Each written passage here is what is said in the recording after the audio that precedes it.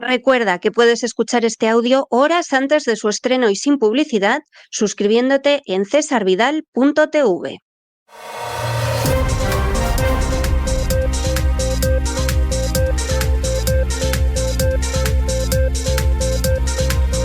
Las noticias del día. Estamos de regreso después de ese editorial que hemos dedicado a la Dana, de la que se cumple ahora un año. Tenemos que empezar también con ese mismo tema nuestro boletín que, como siempre saben, inicia con el segmento de España, porque verdaderamente lo de la Dana fue un desastre cuyas últimas consecuencias son absolutamente imposibles de medir de forma cabal todavía a día de hoy. Si hay algo que quedó muy claro con la cuestión de la Dana es que España va avanzando a paso de corneta hacia convertirse en un Estado fallido. Desde el año 2004, es decir, desde 20 años antes del desastre de la Dana, Rodríguez Zapatero se ocupó de que no existiera un programa que pudiera evitar este tipo de eventualidades. Ese programa estaba contemplado a inicios del 2004. En el 2004 ustedes saben que en marzo se producen los atentados que ya han prescrito y que nadie va a investigar, mueren en torno a 200 personas, hay multitud de heridos y sobre todo Rodríguez Zapatero llega a la monta. Y desde la Moncloa se dedica a destruir todo a su paso, causando un daño indecible a España que ha sido irreversible hasta el día de hoy. De manera que Rodríguez Zapatero aniquila aquella estructura que hubiera podido evitar la Dana del año pasado. Pero luego llega Rajoy, y Rajoy hace exactamente lo mismo. En algunos aspectos hasta empeoró la gestión de Rodríguez Zapatero, que no era fácil. Y finalmente llega Sánchez, y bueno, Sánchez, que ya es una marioneta desorejada de la agenda globalista, se pone a tumbar todo tipo de presas, de embalses, de contención frente a desastres de este tipo. El desastre llega. El desastre se hubiera podido evitar 3 años antes con que la ministra Rivera, principal responsable de esta calamidad, hubiera mantenido las obras que en ese momento se tenían que llevar a cabo para evitar las consecuencias de otra gota fría, que no es consecuencia del cambio climático, como diría Ursula von der Bruggen, aprovechando que el Turia pasaba por Valencia. Esto es algo que tenemos noticias en el caso de Valencia, por lo menos documentadas desde el siglo XIV, que se dice pronto.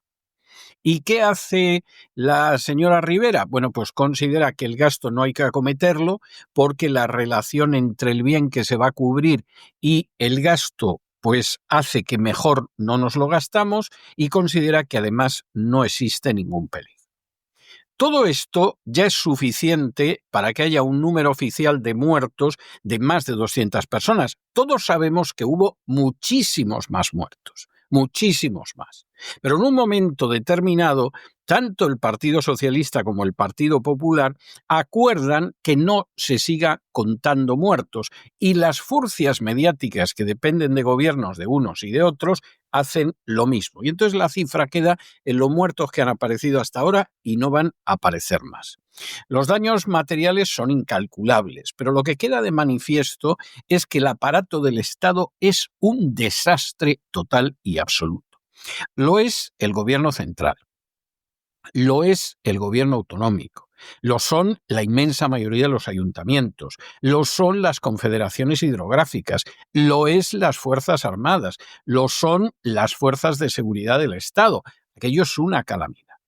Que posiblemente hubiera habido militares que hubieran querido colaborar, sin duda, pero obedecieron el orden jerárquico y no hicieron nada más que sacar la cara por la incompetente ministra.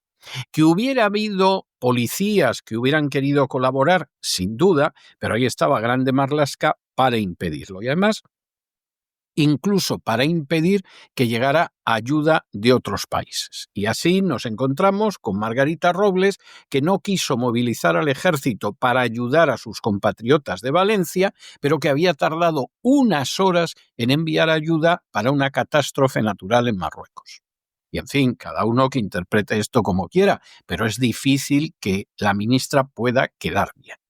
Luego, allí no funcionaba nadie se ocupaba de nada. El presidente de Valencia estaba de comida y sobremesa con una periodista que sin duda era muchísimo más importante que lo que pudiera pasar con más de 1 millón de valencianos, que se dice pronto.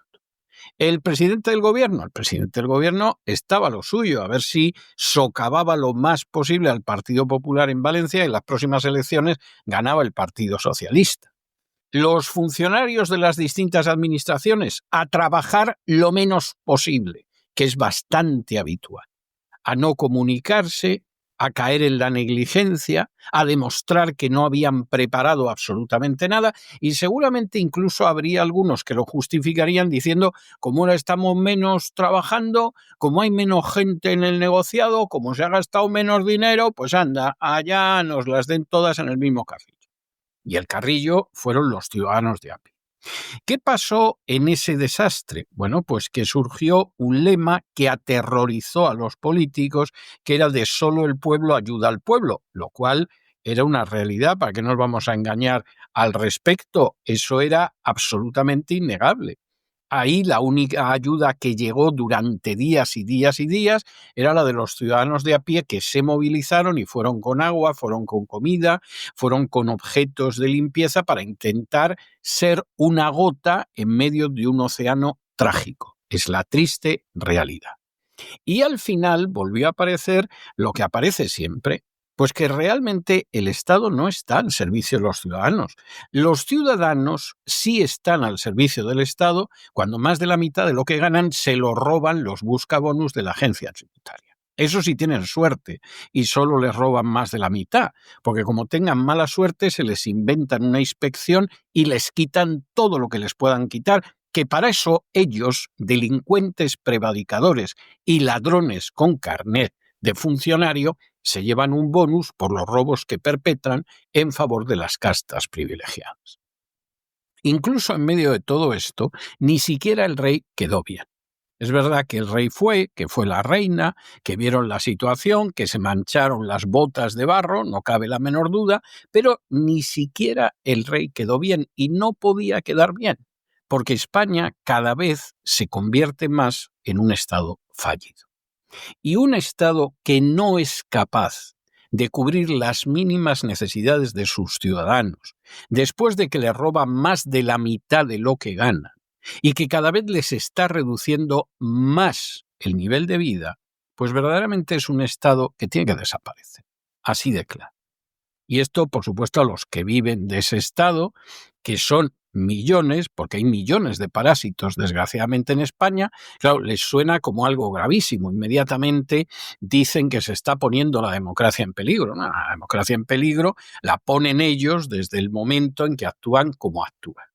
Y en que las castas políticas no son nada más que correas de transmisión de intereses que muchas veces ni siquiera son de oligarquías nacionales, sino internacionales, y a los que les importa verdaderamente un comino lo que pase con los ciudadanos, aunque mueran. Y cuando mueren, lo que sucede es que simplemente se pacta con las furcias mediáticas que no se sepa el número de muertos, así de claro. Lo cual es verdaderamente terrorífico. Y eso es lo que pasó hace un año, y al cabo de un año no se ha corregido prácticamente nada. La gente sigue en una situación de desamparo, aunque lógicamente los medios de comunicación pues están en evitar que se hable mucho del tema.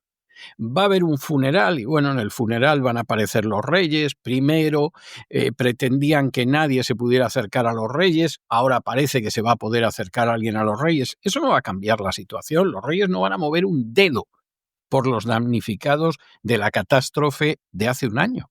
Y si alguien piensa que los reyes van a mover un dedo, bueno, que no les diga a nadie que los reyes magos no son Melchor, Gaspar y Baltasar, porque bueno, puede ser una pérdida de inocencia que no consigan sobrevivir. Esta es la tristísima realidad y más vale que se asuma. Y más vale que se asuma además que aquel lema que tanto les asustaba de que solo el pueblo ayuda al pueblo, pues es lo más veraz y lo más práctico que emergió de la tragedia. No que el pueblo ayuda al pueblo, pero sí que hay un sector del pueblo, aunque sea pequeño, aunque sea minoritario, que es el único que al final desciende al barro para ayudar al pueblo. Porque desde luego al pueblo no lo va a ayudar el rey, ni lo va a ayudar la reina, ni lo va a ayudar ninguno de los gobiernos, ni desgraciadamente las administraciones. Bastante tienen ellos, pobrecitos, con vivir a costa de ese pueblo. En fin, analizamos este y otros temas que vaya si les afectan con la ayuda absolutamente indispensable de María Durán.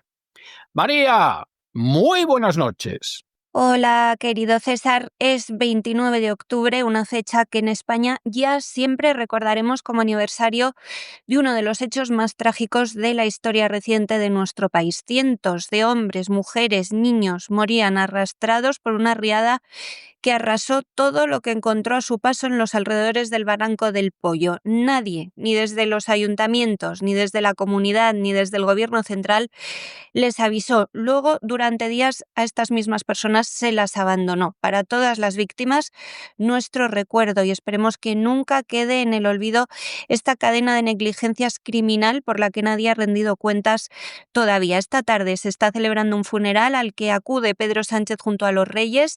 Va a saludar, eso sí, a unas pocas familias escogidas por Moncloa, unas pocas familias de víctimas, en una sala privada para evitar otro paiporta, para evitar que las víctimas indignadas le increpen, como en su primera y única visita a ese pueblo del que tuvo que salir escoltado al concretarse la indignación de tantos voluntarios y tantas víctimas que lo abuchearon. Vamos a recordar los hechos. Mientras el temporal castigaba con violencia a la costa mediterránea, Pedro Sánchez asistía a una cena privada en la India junto a Begoña Gómez. En aquellos días críticos renunció a activar sus poderes para atender una emergencia climática sin precedentes en nuestro país, no por el mal llamado cambio climático, sino porque Teresa Rivera, desde Transición Energética, no había llevado a cabo las obras que se tenían que llevar.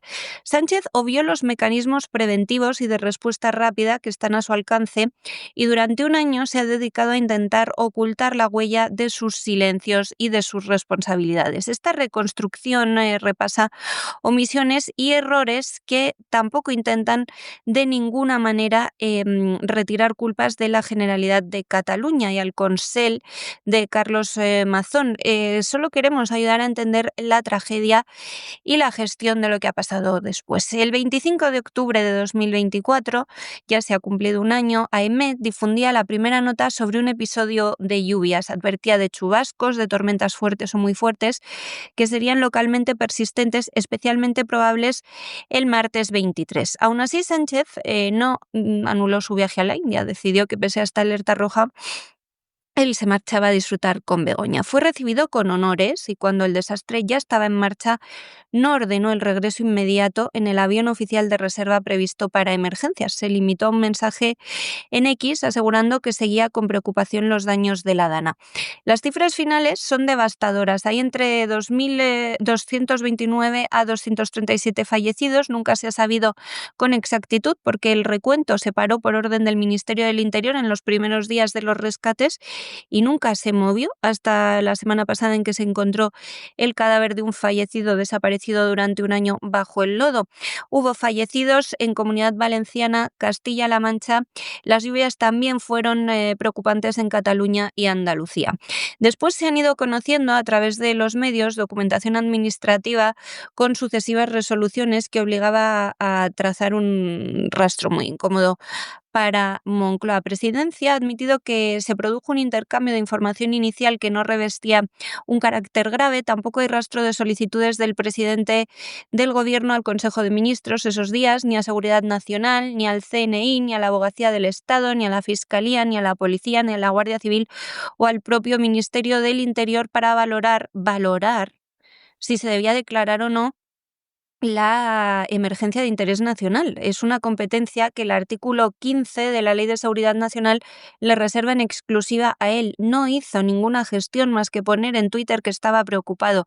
A la luz de los registros accesibles, Sánchez omitió deliberadamente activar esa declaración de emergencia. Desde Moncloa también lo niegan, pero los periódicos, como digo, han accedido a llamadas y comunicaciones que el presidente pudo mantener. La explicación oficial del PSOE es que las emergencias por DANA deben canalizarse conforme a la Ley 17/2015 del Sistema Nacional de Protección Civil, pero es el Ministerio del Interior quien se tiene que ocupar finalmente. El artículo 28 de ese Sistema Nacional de Protección Civil es el que faculta, de hecho, Interior para declarar la emergencia de interés nacional y asumir el mando. Nunca llegó esa declaración, es que ni siquiera se ha producido nada parecido un año después. La cadena de dejación de Pedro Sánchez no se paró en Interior, que es quien también podía haber tomado decisiones. Fernando Grande Marlaska, la cabeza del sistema de protección civil, tampoco decidió en ningún momento aplicar los artículos 28 y 29 de esa ley, pese a que el Estado dispone de herramientas para asumir la dirección nacional cuando las dimensiones lo exigen. El director de gabinete de Marlaska ya reconoció en su día que el ministro no elaboró informe alguno sobre la DANA ni lo encargó a su departamento. Tampoco se lo pidieron ni Presidencia ni otros ministerios. Tras regresar a España, eso sí, ya al día siguiente, Sánchez tampoco activó la Ley de Seguridad Nacional, que ya está ensayada en simulacros para escenarios similares. ¿Recuerdan qué pasó en su lugar? Pues que en el Congreso se impulsó un decreto para el control, para el asalto de Radio Televisión Española, y Sánchez, nada más llegar, pronunció la frase que ha pasado a la historia y que ha quedado en la memoria colectiva de todos nosotros. Si Valencia necesita ayuda, que la pida. Si necesitan ayuda, que la pidan. En ausencia del presidente fue María Jesús Montero quien tenía las máximas facultades para activar el protocolo desde España. Tampoco lo hizo. Su departamento nunca ha querido explicar su papel en esta catástrofe. Esa lógica de intentar no asumir responsabilidades se ha aplicado a la ayuda internacional. Presidencia alegó que la aceptación o rechazo de ofrecimientos corresponde a las comunidades autónomas. Recuerden ustedes que como no llegaba nadie a los pueblos arrasados en Valencia, llegaron primero voluntarios movilizados desde Madrid por asociaciones de jóvenes, entre ellos Revuelta, y llegaron bomberos de Francia por carretera sin que hubiese llegado un solo bombero español. La magnitud de la catástrofe suscitó ofrecimientos inmediatos de la propia Francia, que ya he mencionado, de Portugal, de Marruecos o de El Salvador. No se aceptaron la mayoría. No fue hasta el 12 de noviembre cuando Interior anunció la coordinación con la Generalidad Valenciana para incorporar a expertos y a maquinaria traída de esos países. Días más tarde, el presidente también se felicitaba en redes por la enorme solidaridad internacional y europea ya desplegada sobre el terreno, cuando obviamente ya no había nada que hacer. 14 días después no se podía rescatar supervivientes. Precisó Sánchez también que el gobierno seguía en contacto con la Comisión y con países amigos para canalizar más apoyo, pero también aquí Moncloa se lavó las manos y en ese mensaje insistió en que la tramitación no era responsabilidad suya. Esa gestión solo simbólica dejó la imagen de un Sánchez abandonando Paiporta, incluso en una visita marcada por esa cólera vecinal que yo les decía, mientras los reyes soportaron una lluvia de barro. A Sánchez le tiraron un palo que nunca le dio, pero él abandonó las protestas escoltado, se quedó con los reyes mazón.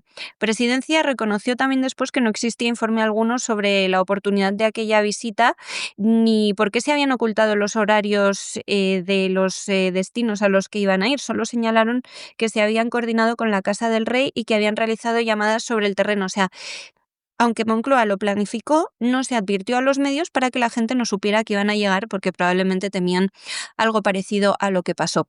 Tampoco ha aclarado nunca el Ejecutivo por qué se ausentó del funeral del 9 de diciembre en la Catedral de Valencia. Primero dijeron, recordarán, los que nos oyen a diario, se lo contamos aquí esa misma mañana, cómo tuvieron que cambiar de planes en el gobierno porque no iba a asistir un solo miembro y finalmente Sánchez decidió a última hora enviar a 3 ministros.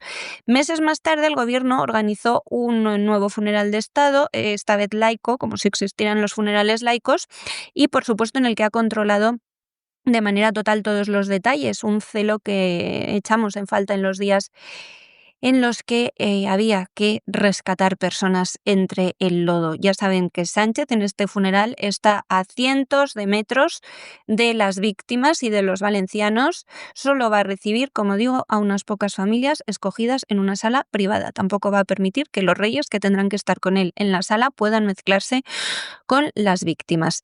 Sánchez encabeza esa lista de los que no quisieron o no supieron actuar, pero no es el único, ¿eh? No hay que quitar ninguna responsabilidad tampoco a Carlos Mazón, presidente de la Generalitat de Cataluña, que ha reconocido esta misma mañana públicamente que el 29 de octubre de 2024 hubo cosas que debieron funcionar mejor y que lo hecho no fue suficiente.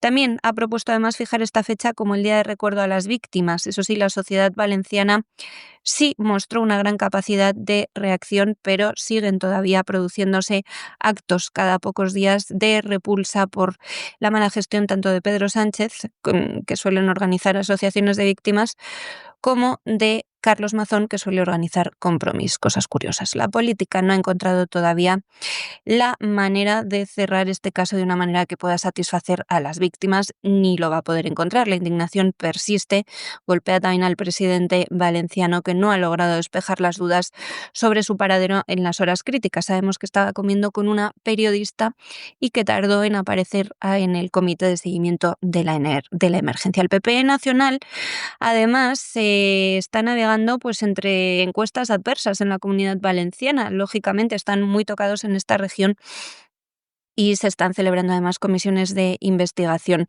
en el Parlamento. Génova no quiso obligarle a dimitir en su día. El ceso a varias consejeras que habían, entre otras cosas, tratado mal a las víctimas, pero no ha dimitido, lógicamente. Hoy, de hecho, Feijóo no va a estar acompañándole. Vox ha endurecido también su discurso y se ha desmarcado de Mazón, a pesar de que son socios en la región. Le ha aprobado recientemente los presupuestos, pero bueno, la Dana realmente afecta a los cálculos electorales de todos, que desgraciadamente es lo que les interesa a los políticos. En fin, lo ocurrido en aquellas horas negras, tristes y en los meses posteriores, lo que nos deja es una conclusión incómoda, y es que el Estado, España, se ha dirigido hacia la tercermundialización, de la que hablamos muchas veces en los servicios públicos, no solo en la sanidad o en los transportes. Es que el Estado disponía de herramientas legales y operativas para anticiparse y coordinar una respuesta masiva ante una catástrofe de esta escala, pero decidió no usarlas. Fueron los propios ciudadanos los que tuvieron que ayudar y rescatar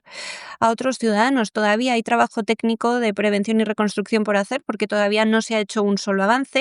También queda sobre todo esa rendición de cuentas política y moral, porque tampoco, a pesar de que está judicializado el caso, se ha llegado a ninguna conclusión. La juez de Catarroja, que investiga las muertes en ese municipio, es una socialista de carnet, con lo cual también es complicado que desde el Gobierno central se vayan a pedir responsabilidades, pero más allá de las competencias y los papeles, fallaron las decisiones de mandar cuando era imprescindible hacerlo. Todo el mundo se lavó las manos intentando Sánchez que tomara las decisiones Mazón que tomara las decisiones Sánchez, y en esa última instancia había una responsabilidad que era del Gobierno central y que nadie por encima del presidente podía ni quería asumir. Y continuamos en España, pues en fin, con el tema nuestro de cada día, que es bien triste tener que hablar de ello a diario. Y es que en última instancia el Partido Socialista, que en su día impulsó una ley que se aprobó en julio de 2021, para que hubiera pagos en efectivo no hubiera pagos en efectivo por encima del límite legal. Y ese límite legal contra el fraude fiscal, se decía, era de 1.000 euros. Bueno, pues el Partido Socialista ha violado la ley con toda la tranquilidad del mundo, con los pagos en metálico a santos cerdas. Así a lo tonto, pues prácticamente se retiró 1 millón de euros, es decir, 1.000 veces el caso de la cantidad tolerada, para pagar en efectivo, lo cual es verdaderamente maravilloso. Y esto es lo que se ha visto hasta ahora. Intenten ustedes realizar un pago en efectivo de más de 1.000 euros y verán cómo los perros de presa, que son los buscabonus de la agencia tributaria, les caen encima y les dejan en pelota, que diría Cervantes, no un servidor. Por cierto, pelota, que hay gente que se equivoca con esto y por eso dice pelotas. No, pelota. La referencia a pelota es la piel. Es decir, le van a dejar a usted en cueros vivos, que es lo que significa la expresión. No con los genitales al aire, sino en cueros vivos. Esa ley, bueno, pues para esquilmar a los ciudadanos, para ver cómo robarlos más, para ver cómo imponerles más multas, para ver cómo se les despoja de todo, se aplica a rajatabla. Pero de pronto hay 1 millón que se da en cash, que dirían por estos pagos y que tiene que ver con el Partido Socialista, no se entera nadie. Y mientras tanto siguen apareciendo descuadres entre las cuentas del Partido Socialista y estas entregas de dinerillo en las que aparecía pues Santos Cerdán y Ábalos y tantísima gente. A ver si se creen ustedes que las leyes las impulsan y las aprueban por el bien común. Porque si piensan ustedes eso, de nuevo, despierten, porque no saben lo engañados que están. Realmente no hay peor corrupción que la de dejar morir a tus compatriotas por un cálculo político, que es de lo que hemos hablado en nuestro bloque anterior, pero la corrupción política también lo inunda todo en el Partido Socialista, que habría vulnerado su propia ley contra el fraude fiscal al realizar pagos en efectivo que superaron el límite legal de 1.000 euros. Los registros contables a los que ha accedido la UCO muestran que Santos Cerdán recibió 2 abonos en metálico que rebasaban ese tope, uno de 1.072 euros en septiembre de 2023 y otro de 1.200 euros en enero del año siguiente, dentro de una liquidación total de 1.587 euros. Ambos pagos se producían después de la entrada en vigor de la normativa de julio de 2021, de esa ley aprobada por María Jesús Montero, que nos prohíbe a todos, menos al PSOE, los pagos en efectivo superiores a esa cantidad. Desde el partido se defiende que ese límite solo se aplica a operaciones con empresarios o profesionales y que por eso las liquidaciones de gastos no entran en ese supuesto. Es falso, no está especificado. Los documentos remitidos por el partido también al Tribunal Supremo, que investiga esta corrupción, reflejan que entre 2017 y 2024 el PSOE retiró cerca de 1 millón de euros de su cuenta bancaria para nutrir una caja destinada a pagos en metálico. Y esto no hay manera, basada en la legalidad, de explicarlo de manera satisfactoria. O sea, hay un mecanismo que se llama transferencias para pagar esos gastos a los trabajadores. Es la que utilizamos todos los ciudadanos por estricto orden y estricto examen de Hacienda, pero en el Partido Socialista van al banco, sacan millones de euros y se los llevan a Ferraz para pagar en efectivo a la gente. Aquí es imposible que no haya algo raro. De ese fondo, 30.795 euros se abonaron a Santos Cerdán por liquidaciones de gastos en 84 operaciones distintas. Los importes variaron a lo largo de los años, casi 4.000 euros en 2017, cerca de 8.000 en 2018 y algo más de 9.000 en 2019, con una caída notable durante la pandemia cuando se suspendieron los pagos en efectivo. Tras la reactivación del sistema en 2023, el dirigente volvió a recibir abonos que superaban los límites legales. La gerente actual del partido, Ana María Fuentes, explicaba hace unos días que durante la pandemia se suspendió el pago de gastos en metálico y que se retomó en febrero de 2022.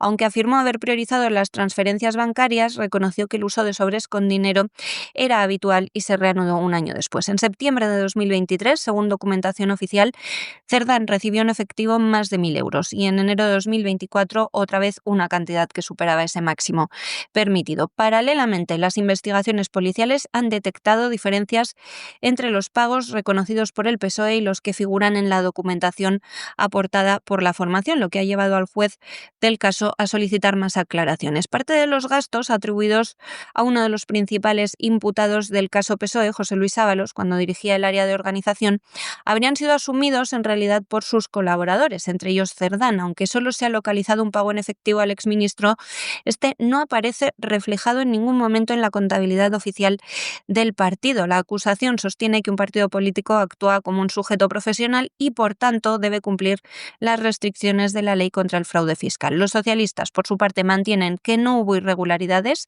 y que las liquidaciones de gasto están fuera del alcance de esa limitación. En cualquier caso, los informes entregados al Supremo acreditan que el PSOE siguió efectuando pagos en metálico hasta finales de 2024, con todo el caso Koldo estallado, por un total que supera los 30.000 euros a Santos Cerdán y 127.000 euros adicionales a José Luis Ábalos y su entorno. El asunto, ahora bajo investigación judicial, plantea también dudas sobre el cumplimiento de las normas fiscales dentro del propio partido que promovió la ley. Es decir, todo nos lleva a pensar de nuevo que en el PSOE había y hay una caja B. Y nos vamos de España a Hispanoamérica y nos detenemos en el Brasil, donde ha tenido lugar en Río de Janeiro una gran operación contra el narcotráfico en la que han muerto al menos 64 personas. Se trata de la operación Contención contra el denominado Comando Vermelho. Y alguno dirá, bueno, ¿y esto del Comando Vermelho qué es? ¿Qué es esto del Comando Vermelho? Pues miren ustedes.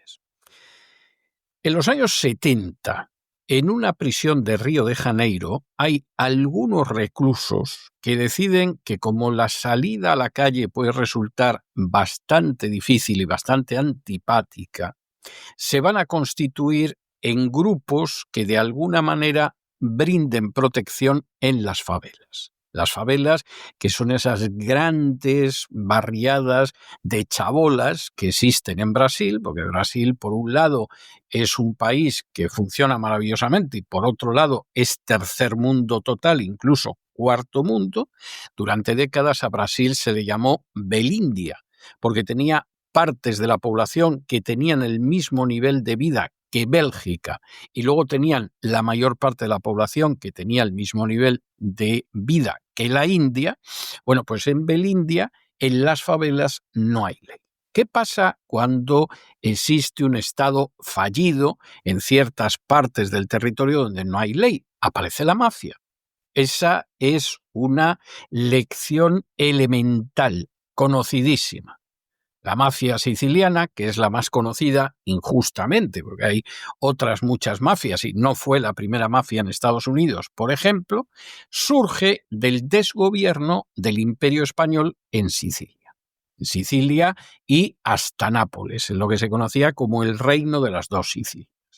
Y como los españoles eran absolutamente inoperantes e incompetentes, el historiador italiano Indro Montanelli decía que España era la única potencia que había estado en Italia a la que le había costado dinero Italia. Es decir, a Francia no, a Austria tampoco.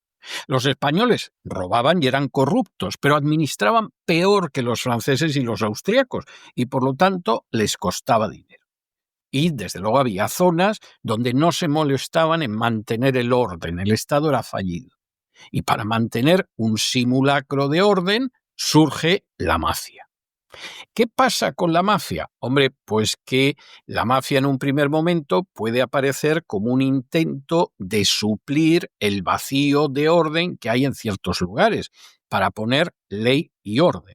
Pero claro, pasar de esa organización que se aprovecha del vacío de poder a la conversión en una red criminal es cuestión de tiempo. Y en un momento determinado, esa red criminal no se dedica solo al contrabando, no se dedica solo a la extorsión, no se dedica solo a la prostitución o al juego, sino que acaba integrando el narcotráfico. En algunos casos tarda décadas, pero ese paso, por supuesto, se acaba llegando. Y aquí, concretamente, el Comando Vermelho tenía un control sobre ciertas zonas de Río verdaderamente espectacular, por ejemplo, las favelas de Peña y de Alemão.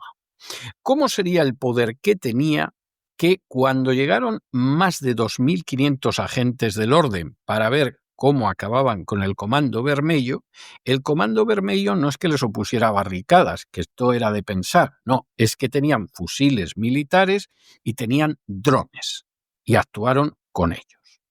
Finalmente, ¿qué hay detrás de esto? Bueno, pues detrás de esto ya está más discutible lo que pueda haber. No sabemos si aquí el ataque contra el Comando Vermelho ha sido para favorecer a otra organización de carácter mafioso, porque realmente no lo sabemos.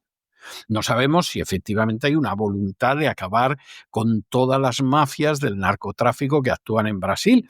Y entonces, pues bueno, si es así, pues a lo mejor tendríamos una tenue esperanza de que después del Comando Vermelho vayan a por otros. O puede ser simplemente que Lula da Silva, que se lleva de maravilla ahora con Donald Trump, porque al final Lula da Silva no es nada más que un siervo lacayuno de la agenda globalista, le dijera a Donald Trump: mira, te voy a organizar una operación contra el narcotráfico para que sigas vendiendo que en realidad el narcotráfico pues pasa por Venezuela y pasa por Colombia, pero desde luego por Brasil jamás, porque nosotros el narcotráfico no lo toleramos, llevamos décadas tolerándolo de la manera más bochornosa, pero que se vea que nosotros nos esforzamos contra el narcotráfico. Y estas interpretaciones no tienen por qué ser correctas todas ellas, pero es que tampoco son incompatibles. Podría haber una mezcla de todas ellas.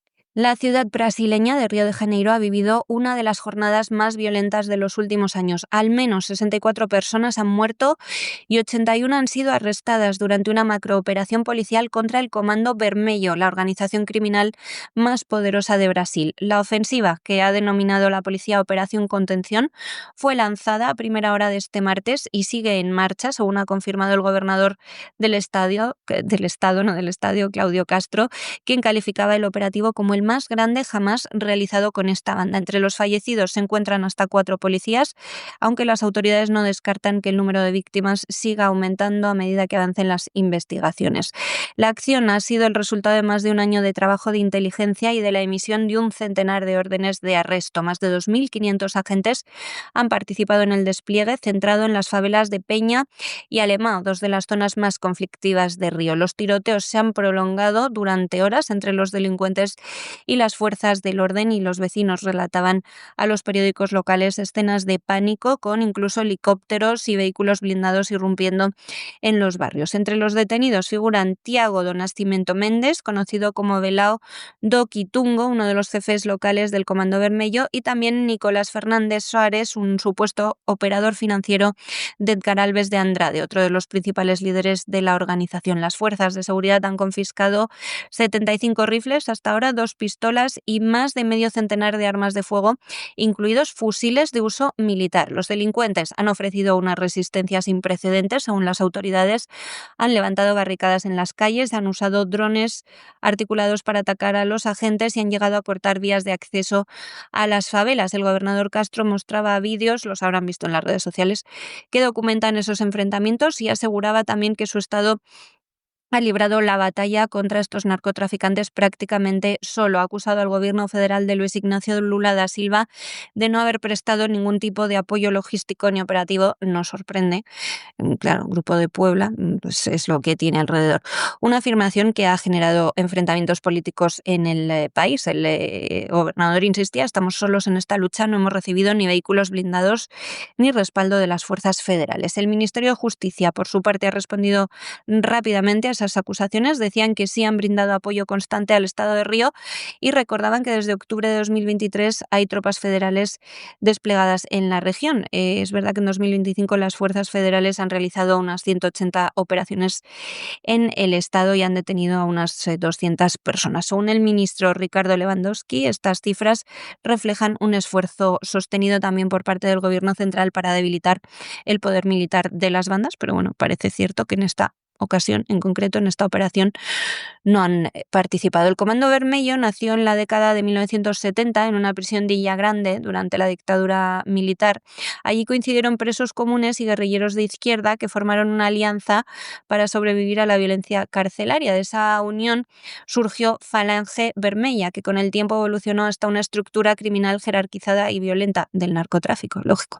Las autoridades han intentado disolverla en varias ocasiones, trasladando a sus líderes a distintas prisiones, separándolos, pero eso al final fue contraproducente, expandió la influencia por todo el país. Siguieron operando, pero en vez de como una célula unida, cada uno desde su prisión. Ahora, décadas más tarde, ese Comando Vermelho controla una parte sustancial del tráfico de drogas en Río y mantiene ramificaciones en estados como Amazonas y Mato Grosso. La magnitud de esta operación refleja el intento de las autoridades brasileñas por asentar un golpe definitivo a una peligrosísima organización que, pese a las décadas de represión, sigue siendo un poder paralelo en las favelas. La violencia del operativo ha paralizado parte de la ciudad. Varias universidades han tenido que suspender sus clases y se han registrado grandes atascos todavía mayores que los que hay habitualmente en Río en las avenidas principales. Esta operación contención simboliza esa determinación en el Estado por recuperar el control del territorio, pero también muestra la persistente fragilidad institucional de un país donde el crimen organizado campa a sus anchas. Y nos vamos del Brasil nada menos que al Ecuador, donde en estos momentos el presidente Daniel Noboa, que es otro siervo de la agenda globalista y que además ha decidido inclinarse ante los Estados Unidos hasta donde le aguanten las cervicales y las lumbares para mantenerse en el poder, ha ofrecido a Estados Unidos que instale una base militar en las Islas Galápagos, como lo acaban ustedes de oír. Quien ahora se dirige a ustedes no solo es que no es partidario de que Estados Unidos sitúe una nueva base militar en las Islas Galápagos, es que cree que realmente Estados Unidos tendría que cerrar las más de 750 bases militares que tiene en todo el planeta, que son un negocio bárbaro, pero verdaderamente bárbaro para el complejo industrial militar, pero que son absolutamente innecesarias. En una época en que en cualquier punto del globo puedes ver lo que pasa, no necesitas bases militares controlando determinadas zonas. No te hacen falta si sabes perfectamente lo que hay ahí y tienes fuerza de maniobra, pero más que suficiente y más que superior para llegar ahí. No necesitas las bases. Las bases podían tener una lógica en el siglo XIX, podían tener una lógica incluso hasta bien avanzado el siglo XX. Ahora, la única lógica de esas bases militares es el gran negocio que significa para el complejo militar industrial, que seguramente estará encantado de llevarse el dinero del contribuyente montando una nueva base en las Islas Galápagos, pero esto es una vergüenza. En el caso de Noboa es una vergüenza bochornosa, porque la Constitución del Ecuador, desde el año 2008, prohíbe que haya bases militares extranjeras en territorio nacional. Esto es no solo ilegal, es anticonstitucional, cosa que a Noboa le importa un pimiento. ¿Cómo va a salir Noboa de esta situación? Hombre, pues muy sencillo, convocando un referéndum que se va a celebrar el 16 de noviembre. Y donde va a vender que la seguridad en el Ecuador va a ser envidiable cuando hay una base militar en las Galápagos, que no va a haber problema con el narcotráfico y que además habrá mucha gente trabajando alrededor de la base, y ciertamente la habrá. Es decir, desde expendedores de alcohol y droga hasta prostitutas, no cabe la menor duda de que la base va a dar trabajo a bastantes ecuatorianos. Cuestión aparte es si merece la pena. Bueno, pues esto es absolutamente vergonzoso. Y no solo es una desgracia para el Ecuador, que lo es, es que además es absolutamente una desgracia para los Estados Unidos. Tener sus ciudadanos que pagar una nueva base absolutamente innecesaria para que con ella se lucre el complejo militar industrial.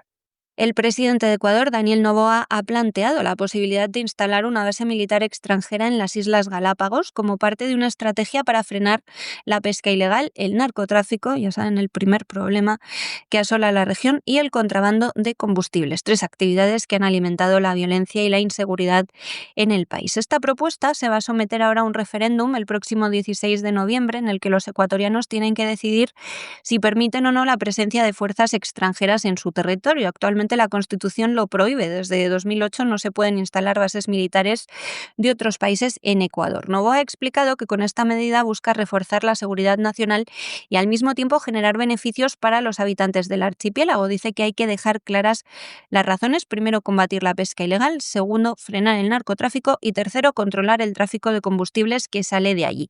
Además de seguridad, dice Noboa que esto traerá ventajas para la población de Galápagos. Las islas, situadas a unos 1.000 kilómetros de la costa ecuatoriana en el Pacífico, son un enclave estratégico, tanto por su biodiversidad única como por su posición geográfica. Para Estados Unidos, lógicamente, son estratégicas por su posición, no por sus tortugas. En los últimos meses, el gobierno de Noboa ha intensificado la cooperación internacional en materia de seguridad, especialmente con Estados Unidos, en el marco de los operativos regionales que ha impulsado la administración Trump contra el narcotráfico. El presidente es considerado uno de los principales aliados de Trump en Iberoamérica y sostiene que su iniciativa no supone una cesión de soberanía, sino una alianza para proteger los recursos y la estabilidad del país. Dice, se habla de bases extranjeras, pero podrían ser centros conjuntos de control. Decía también que Estados Unidos ha mostrado interés en colaborar para mantener el problema lejos de sus costas. El debate sobre esta propuesta divide a la opinión pública en Ecuador. Muchos ven en ella una oportunidad para reforzar la seguridad nacional, pero hay quienes, efectivamente y lógicamente también, creen que esto supone un paso atrás en la independencia militar del país. El referéndum del próximo día 16 va a ser decisivo para determinar si Ecuador abre por primera vez en más de una década sus puertas a la presencia militar extranjera.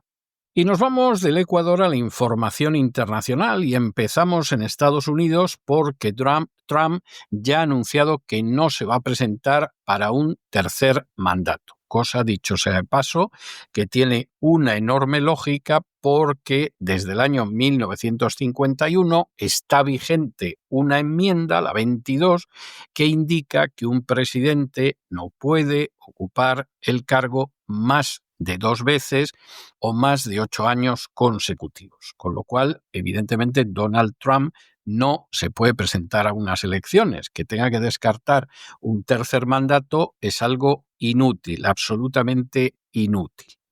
Y, por otro lado, eso sí, en ese momento, pues Trump aprovechó para decir gente que podría sustituirlo. Por supuesto, J.D. Vance, que es un hombre de Peter Thiel, es decir, un hombre de Palantir, es decir, un hombre de la inteligencia artificial y la agenda globalista, y, por supuesto, Marco Rubio, que pasaba por allí. Y entonces, según Trump, pues J.D. Vance y Marco Rubio podrían ser un ticket magnífico. J.D. Vance, porque están haciendo una política encaminada claramente a que llegue a la Casa Blanca y desde ahí destruya totalmente el sistema constitucional de los Estados Unidos. J.D. Vance, con mencionar a Juan Pablo II de vez en cuando y ir de viaje siempre con la mujer y los niños, da una imagen que oculta totalmente lo que hay detrás de J.D. Vance, que no es nada más que un personaje de laboratorio creado por Peter Thiel, el dueño de Palantir, es decir, los servicios de inteligencia al servicio de la agenda globalista, y Marco Rubio, que es bastante inútil y bastante torpe y bastante ignorante, salvo a la hora de saber qué lobbies le pueden ayudar, pues es el personaje al que se le dice, si tú eres bueno, a la vuelta de 11 años lo mismo llegas a presidente. Porque aquí falta que se acabe el mandato de Trump, 3 años, y luego tenemos 2 mandatos consecutivos de J.D. Vance, otros 8 años, 3 más 8, 11, pues en 11 años, Marquito, a lo mejor llegas a la Casa Blanca. Dios no lo quiera, pero en fin, de aquí a 11 años, bueno, eso en política americana, vamos, eso es absolutamente una eternidad. Y no les quiero contar si además Vance está en la Casa Blanca y después estuviera Marco Rubio. Eso ya no sería una eternidad. Eso parecería perpetuo como los tormentos de los réprobos en la gehenna. El presidente Donald Trump ha reconocido que no puede optar a un tercer mandato y que ni lo va a intentar, tal y como establece la Constitución estadounidense. Lo ha dicho en declaraciones a los periodistas a bordo del Air Force One durante su vuelo desde Japón hacia Corea del Norte. Ya saben que esta semana está de gira en Asia. El mandatario ha admitido que la ley es clara al respecto. Dijo: tengo las mejores cifras en las encuestas que haya tenido cualquier presidente en muchos años. Diría que si lo lees está bastante claro. No se me permite postularme, es una lástima, pero tenemos a mucha gente excelente. Con estas palabras, Trump ha puesto fin, al menos por ahora, a las especulaciones que él mismo había sembrado y alimentado días antes, cuando dejó entrever su intención de buscar la reelección más allá de los límites legales. Hombre, la Constitución se puede cambiar y desde luego la de Estados Unidos se ha cambiado mucho. En aquel momento aseguró que tenía los mejores números de toda su carrera política y que le encantaría seguir, pero la enmienda 22 de la Constitución, ratificada en 1951 tras los 4 mandatos consecutivos de Franklin Delano Roosevelt, prohíbe que cualquier presidente estadounidense permanezca en el cargo más de 2 mandatos o más de 8 años. La norma se introdujo para garantizar la alternancia democrática y evitar la concentración excesiva de poder en la figura de un presidente. Aunque Trump ha descartado formalmente volver a ser candidato, sí ha mostrado su apoyo a nuevas figuras del Partido Republicano. Aquí viene la cosa porque obviamente en pocos meses va a empezar una batalla feroz por sustituir a Trump al frente del Partido Republicano. Él en particular mencionó al actual vicepresidente, a J.D. Vance, el que todos tenemos como el tapado de Trump para sustituirlo, pero también habló del secretario de Estado, de Marco Rubio, como posibles sucesores de su proyecto político. Dijo que creo que si en algún momento formasen un equipo serían imparables. No creo que nadie se presentara contra nosotros, decía, dejando ver su fórmula presidencial para 2028. Claro, aquí entendemos que Rubio sería el vicepresidente. Su respaldo a Vance y Rubio se interpreta como un intento de asegurar la continuidad de su legado político dentro del partido sin vulnerar las restricciones constitucionales. La influencia del trumpismo, que ha redefinido a la derecha estadounidense en los últimos años, seguiría así muy presente en la escena política incluso después de su salida del poder, aunque Trump con sus cosas es verdad que tiene mucho más carisma que J.D. Vance y que Marco Rubio. Con las elecciones de 2008, aún a 3 años vista, el debate sobre el futuro liderazgo republicano empieza a ganar fuerza. Trump acata la Constitución, pero no oculta su frustración de no poder optar de nuevo al cargo. Es una lástima, decía con resignación. Eso sí, espera que sus herederos políticos mantengan el rumbo que él ha venido marcando desde la Casa Blanca. Y nos vamos de Estados Unidos a Israel, donde Israel ha matado a más de 100 palestinos en las últimas horas, entre ellos 46 niños y 20 mujeres, seguramente sobre todo en el caso de los 46 niños, peligrosísimos terroristas, no nos cabe la menor duda, y una vez que ha matado a más de un centenar de palestinos, entre ellos casi la mitad niños y mujeres más de la mitad, pues ha decidido que continúa el alto el fuego. Y que, por supuesto, aquí la culpa de todo la tiene Hamás, porque en medio de una Gaza machacada desde hace años por Israel, no hay manera de encontrar los restos de algunos de los rehenes muertos. Algunos de los rehenes muertos en bombardeos de la fuerza de Israel, porque la verdad es que el ejército de Israel no ha rescatado a un solo rehén en todo el tiempo que vamos de guerra, ni a uno solo. Sí se sabe al menos de 3 a los que mató ametrallando. Porque aunque salieron con bandera blanca, pidiendo socorro en hebreo y medio desnudos para que se viera que no iban armados, bueno, pues los soldados obedecieron la consigna de asesinar a civiles y debieron de pensar que estos a lo mejor eran simplemente palestinos que sabían alguna palabra en hebreo y los ametrallaron. Eso está documentado y publicado en Israel y, por supuesto, el ejército de Israel ha dicho que fue una equivocación y seguramente lo fue. Pero ahora de golpe, pues decidimos que volvemos a machacar Gaza. Vamos a ver si con Gaza nos quedamos con más territorio todavía del que ocupamos en esa línea amarilla, que no implica que hayan salido de Gaza, ni mucho menos. Controlan la mayoría de Gaza, que no es lo mismo. Y después de eso, pues vamos a ver aquí lo que seguimos haciendo para romper el alto el fuego cada vez que nos apetezca y reanudar el alto el fuego, pues cada vez que nos apetezca.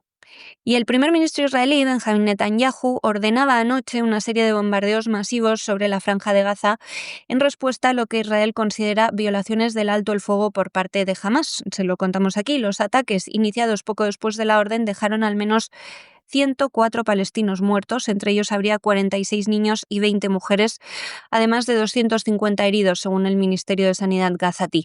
A primera hora del miércoles, sin embargo, el ejército israelí anunciaba que retomaba el alto el fuego tras una jornada de intensos enfrentamientos. Las fuerzas de defensa de Israel explicaban en un comunicado que sus operaciones habían respondido a una serie de violaciones cometidas por Hamás y aseguraban haber alcanzado docenas de objetivos terroristas. La decisión de Netanyahu llegaba tras un día de tensión después de que el grupo islamista entregara a Israel los restos mortales que no correspondían a ninguno de los rehenes cuyo regreso está previsto en virtud del acuerdo de alto el fuego. El cuerpo que enviaron ya había sido recuperado parcialmente y enterrado el año pasado. Tras conocerse esta entrega fallida, el gobierno israelí convocaba de urgencia una reunión de emergencia de todo el gabinete con los altos mandos de seguridad. La presión interna para una respuesta inmediata crecía, especialmente desde el foro de las familias de los rehenes, que exigió suspender el acuerdo hasta que todos los cuerpos de los cautivos sean devueltos. Netanyahu finalmente autorizó los bombardeos que alcanzaron varios puntos de la franja,